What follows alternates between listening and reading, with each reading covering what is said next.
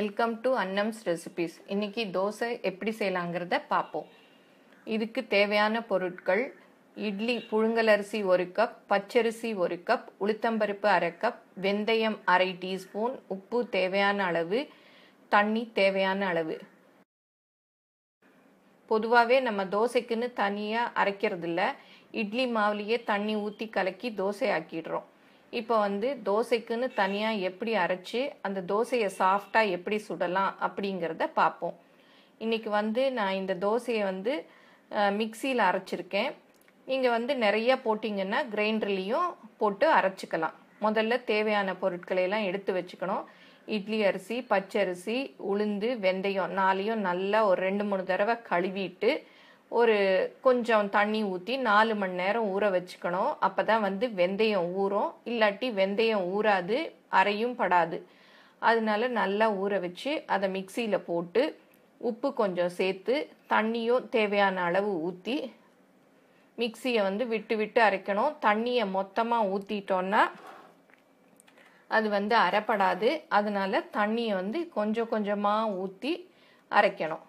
உப்பு நம்ம முதல்லையே போட்டுட்டோம். அதனால அப்புறம் உப்பு போட வேண்டாம். அரைச்சதை அப்படியே ஒரு பாத்திரத்தில் ஊற்றி அந்த பாத்திரத்தை மூடி அப்படியே 8 மணி நேரம் விட்டுறணும், டிஸ்டர்ப் பண்ணாமல்.